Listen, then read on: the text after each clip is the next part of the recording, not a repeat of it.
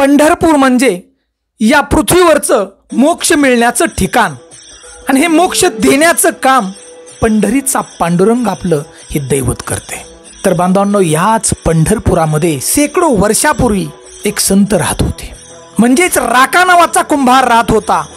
जातीनं कुंभार, व्यवसाय म्हटलं तर मातीपासून गाडगी तयार करणं।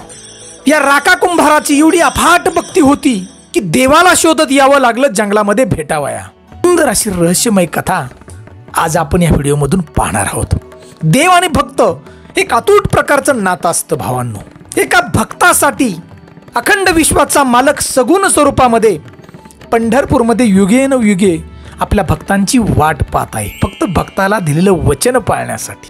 तर बांधवांनो, भक्त आणि देव किती अतूट प्रकारचं नातं असतं, भक्ती करावी कशी, त्यासाठी व्हिडिओ नक्की शेवटपर्यंत पहा। आपण पंढरपूरचे भक्त असताल पांडुरंगाचे तर व्हिडिओ स्किप करू नका।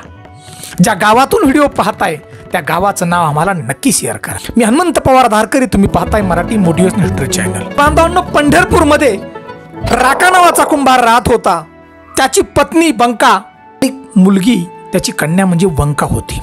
राकाचा कुंभार व्यवसाय आणि व्यवसाय म्हणलं की मडकी बनवण्यासाठी म्हणजेच गाडगी बनवण्यासाठी माती लागती। दररोजचा नित्य नेम त्याचा होता की सकाळी लवकर उठायचं, चंद्रभागेमध्ये स्नान करायचं आणि पांडुरंगाचं दर्शन अगदी मनापासून घ्यायचं, मंदिराला प्रदक्षिणा घालायची आणि मगच घरी यायचं। आपल्या गाडगी बनवण्यासाठी माती आणायची, त्याचा गारा तयार करायचा, तुडवायचा आणि सुंदर अशी गाडगी तयार करायची। दररोजचा नियम, प्रत्येक क्षण भगवंतानं दिलाय हा मनामध्ये विचार करून भगवंताचं नामस्मरण चालू आणि ती माती तुडवून म्हणजेच गारा तयार करून मडकी बनवायची आणि बनवलेली मडकी आपल्या घरात नेऊन ठेवायची आणि नंतर मडकी बाहेर आणून त्याची आवा तयार करायची। बांधवांनो, आवा हे नवीन पिढीला समजत नाही, परंतु थोडक्यात सांगायचं म्हणलं जशी वीट भट्टी असते आपली, वीट भाजण्यासाठी त्याची भट्टी लावतात, तशाच प्रकारची आवा तयार करायची आणि सगळी गाडगी एकत्र ठेवायची, आग लावायची आणि जवळजवळ 4 दिवस ही मडकी भाजायची आणि नंतर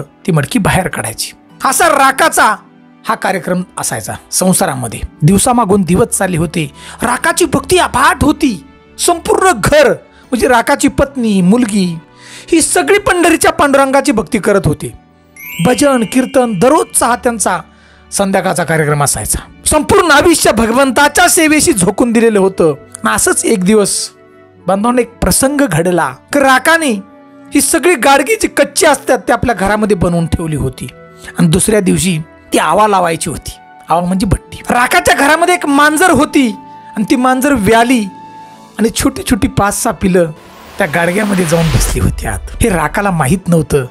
दुसऱ्या दिवशी राका लवकर उठला, चंद्रभागेमध्ये स्नान केलं, पांडुरंगाच्या पाया पडला, प्रदक्षिणा घातली मंदिराला, थोडंसं भजन त्या ठिकाणी केलं आणि तो पटकन निघून आला की आता मला घरी जाऊन ही मडक्यांची सगळी आवा लावायची म्हणजे मडकी भाजायच्यात। त्या ठिकाणी राकाची पत्नी, मुलगी घरामध्ये नव्हती।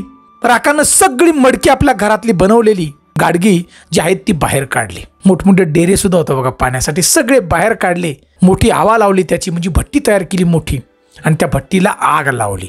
जोरात आग भडकू लागली। त्या क्षणी राकाची पत्नी त्या ठिकाणी आली, मुलगी त्या ठिकाणी आली आणि आपल्या पतीला सांगितलं, हो तुम्ही एवढी मोठी आवा लावली, घरातली गाडगी तुम्ही आणताना चेक केली का हो? त्या गाडग्यामध्ये एक मांजर व्याली होती, तिची पिलं होती। मांजर तर आपल्याला माहिती जरी व्याली तरी मांजर ही शिकारासाठी बाहेर फिरत असते। राका म्हटला मी पाहिलं नाही। सगळी गाडगी आणली आणि आवा लावून दिली। काही क्षणातच त्या ठिकाणी मांजर आली आणि मांजरीने पाहिलं की घरामध्ये आपली पिल्लं नाहीत आणि व्याकुळ होऊन त्या आगीच्या कडेनं जी आवा लावली होती त्या आगीच्या कडेनं ती मांजर जोरात म्याव म्याव म्हणत होती। डोळ्यातून पाण्याच्या धारा चालल्या होत्या।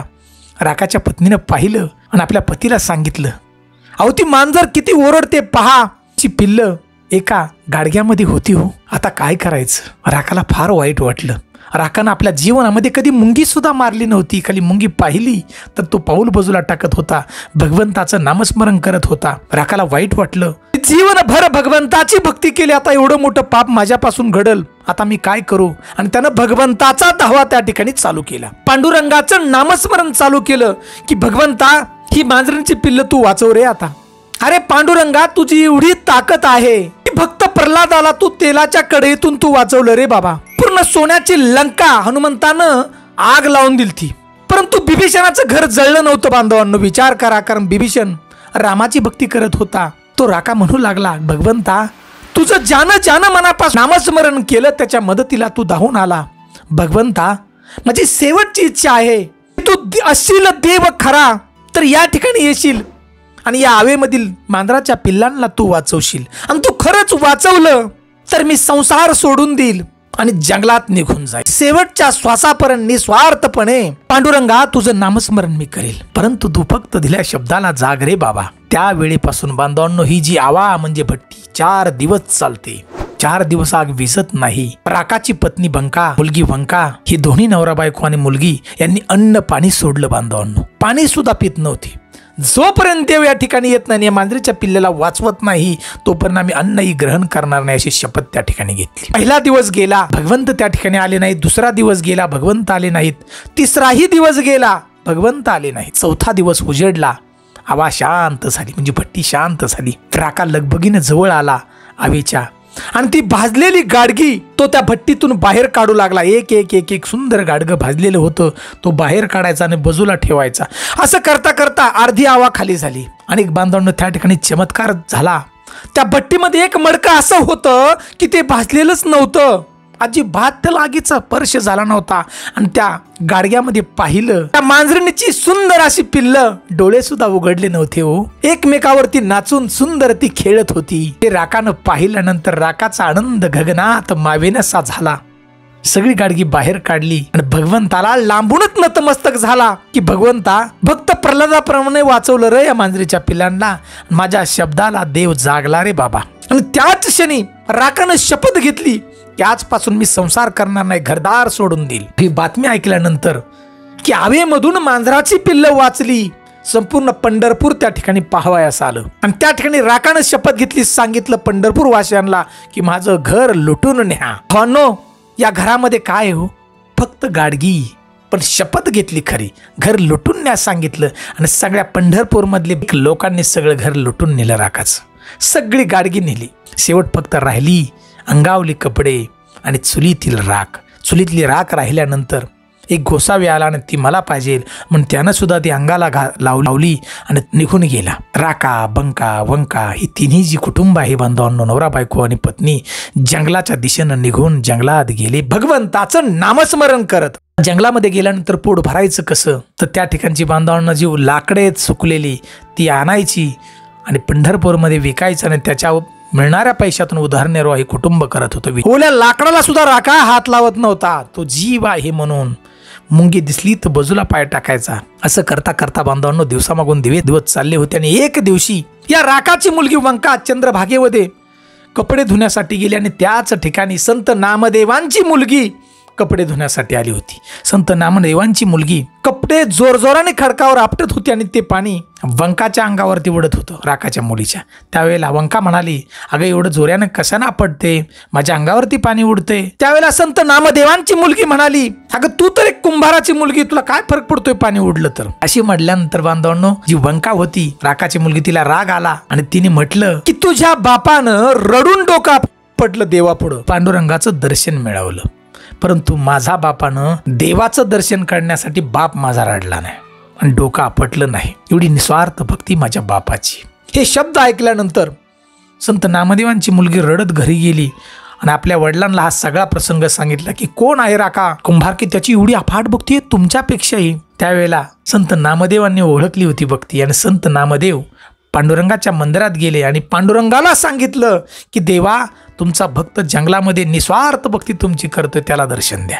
नामदेवांनी सांगितला हे वाक्य रुक्मिणी मातेने ऐकलं की देवा खरंच एवढा राका निस्वार्थ आहे का, मला सुद्धा त्याची भक्ती पाहण्यासाठी यायची. आणि बांधवांनो त्या ठिकाणाहून पंढरीचा पांडुरंग, रुक्मिणी माता आणि संत नामदेव जंगलाच्या दिशेने चालले राकाला दर्शन देण्यासाठी. संत नामदेव घेऊन चालले पांडुरंगाला. राकाच्या झोपडीचा जो मार्ग होता त्या मार्गामध्ये ज्यांना अखंड विश्वाची मालकीने म्हटलं जातं, त्या रुक्मिणी मातेने हिऱ्याची बांगडी त्या रस्त्यामध्ये टाकली राकाची परीक्षा घेण्यासाठी. आणि तिने एका साईडला झाडाच्या आड लपले.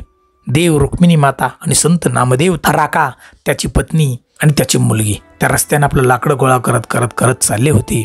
राखाच्या पत्नीचं लक्ष गेलं. चकचक चकचक हिऱ्याची बांगडी पडलेली होती. जवळ गेली आणि काठीने ती बघितली काय आहे. राखा त्या ठिकाणी आला आणि आपल्या पत्नी जी बंका होती तिला सांगितलं ही हिऱ्याची बांगडी, परंतु ही आपली नाही, आपल्याला याच्याशी काही देणं घेणं नाही. राखाची मुलगी सुद्धा निस्वार्थ होती हो. तिने सुद्धा सांगितलं बाबा ही आपली नाही आहे बांगडी.